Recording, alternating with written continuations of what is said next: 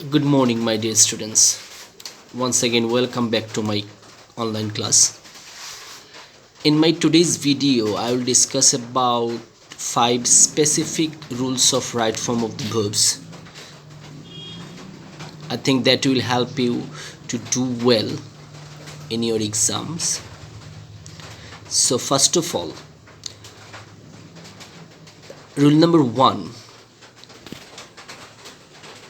if we find these adjectives, these are actually adjectives, namely proposed, important, necessary, insisted, essential, needed, required, recommended, advised, mandatory, suggested, urgent, imperative, requested, obligatory. That means if we find these adjectives before that in a sentence, the verb will remain unchanged after that. অর্থাৎ কথাটা হলো, যদি আমরা কোনো সেন্টেন্সের মধ্যে দ্যাটের পূর্বে যদি ওই শব্দগুলা অ্যাডজেক্টিভ হিসেবে পাই, তোমরা একটা কাজ করতে পারো, নোটের মধ্যে এগুলো লিখে রাখতে পারো, দ্যাট উইল হেল্প ইউ। এই শব্দগুলো যদি আমরা দ্যাটের পূর্বে পাই, অর্থাৎ এগুলোর পরে যদি দ্যাট থাকে, তারপরে যদি ভার্ব আসে, ভার্বটা আনচেঞ্জ থাকবে এবং ভার্বের আগে কোনো ধরনের টু বা অন্য কোনো কিছু ইউজ করা যাবে না। যেমন প্রথম এক্সাম্পলটা খেয়াল করে দেখো, the doctor suggested that the patient lose weight. দেখো এই জায়গায় কোনো দ্য পেশেন্ট শুডও লিখে নাই, পেশেন্টের আগে কোনো টুও লিখো নাই, আইএনজিও হয় নাই, কারণ এই শব্দগুলো যখন অ্যাডজেক্টিভ হিসেবে থাকবে তখন আমাদেরকে এরপরে ভার্ব আসলে সেটাকে আনচেঞ্জ রাখতে হবে, অর্থাৎ সেটা প্রেজেন্ট ফর্মে থাকবে, তবে এটার আগে কোনো টু বসবে না। ঠিক আছে, দুইটা এক্সাম্পল দেওয়া আছে। The doctor suggested that the patient lose weight, একটা দ্য জাজ insisted that the jury return a verdict immediately.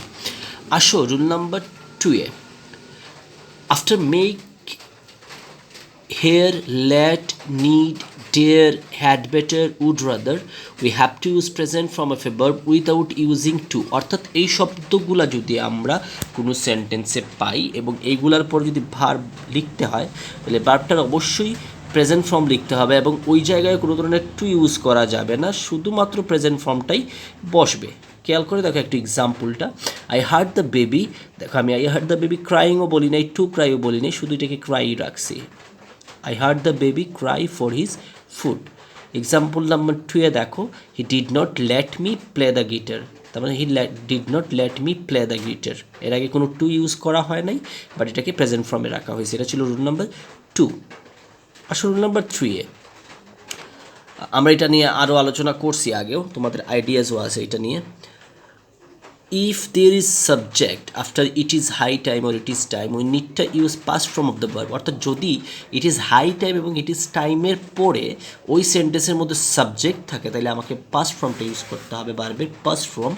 আর যদি না থাকে সাবজেক্ট, তাহলে টুর সাথে মূল ভার্বের প্রেজেন্ট ফর্ম। এক্সাম্পলটা খেয়াল করে দেখো, it is high time we, it is high time we. দেখো এটা ইট ইজ হাই টাইমের পর একটা সাবজেক্ট উই আছে, এই কারণে আমরা ভার্বটাকে পাস্ট ফর্মে নিয়ে গেছে, অর্থাৎ it is high time we discussed the matter. আর 2 নম্বর এক্সাম্পল একটু খেয়াল করে দেখো, it is time to do the work, it is time to do the work, অর্থাৎ ইট ইজ টাইমের পরে কোনো সাবজেক্ট নাই। আসো রুল নাম্বার 4 এ, এইটা একটা এক্সেপশনাল রুল, এটা খুব সহজে তুমি আমরা দেখা যায় আমি এটা একটা বই থেকে খুঁজে বের করছি। অর্থাৎ যদি কোনো সেন্টেন্সের মধ্যে it is no good or it is no ইউজটা ইউজ করা হয়, তাহলে সেই ক্ষেত্রে আমাদেরকে ভার্বের সাথে আইএনজি ইউজ করতে হবে। যদি ইট ইজ নো ইউজ অথবা ইট ইজ নো গুড কোনো সেন্টেন্সে আমরা পাই এবং তারপরে যদি ভার্ব আসে, আমি একটা দুইটা এক্সাম্পল লিখছি, একটু খেয়াল করে দেখো। It is no use talking to him, মানে তার সাথে কথা বলার কোনো দরকার নেই, এটা কোনো কাজই নেই। It is no good hurting others, অন্য কাউকে ক্ষতি করা এটা কখনো ভালো না। অর্থাৎ ইট ইজ নো ইউজ এবং ইট ইজ নো গুড, এইটার পরে অবশ্যই আমাকে ভার্বের সাথে আইএনজি ইউজ করতে হবে। আসো রুল নাম্বার 5 এ, এটা আমি তোমাদেরকে অনেকবার বলছি, আমরা যত ধরনের প্রেপোজিশন পাবো, প্রেপোজিশনের পরে যদি কোনো ভার্ব পাই, তাহলে প্রেপোজিশনের পরে ভার্ব আসলে এটার সাথে আমাকে অবশ্যই আইএনজি যোগ করতে হবে। আমি নিচে দুইটা এক্সাম্পল লিখছি, একটা হলো ইজ ক্যাপেবল অফ। দেখো অফটা হলো প্রেপোজিশন, তারপর ডু ছিল, সেটা আইএনজি হয়ে গেছে, is capable of doing anything. এবং 2 নম্বর এক্সাম্পলটা হলো হি ইজ এক্সপার্ট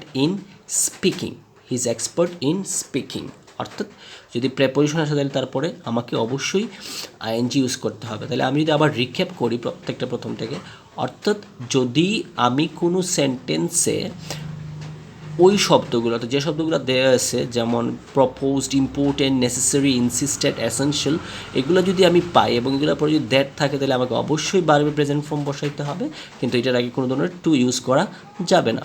2 নাম্বারটা হলো যে after make, hear, let, need, dare, had better, would rather এগুলোর পরে যদি ভার্ব আসে, ভার্বের প্রেজেন্ট ফর্ম বসাইতে হবে, তবে কোনো ধরনের আইএনজি বা হ্যাঁ প্রেজেন্ট ফর্ম বসাইতে হবে, আইএনজি তো হবেই না, প্রেজেন্ট ফর্ম বসাইতে হবে এবং তার আগে কোনো ধরনের টু বসানো যাবে না।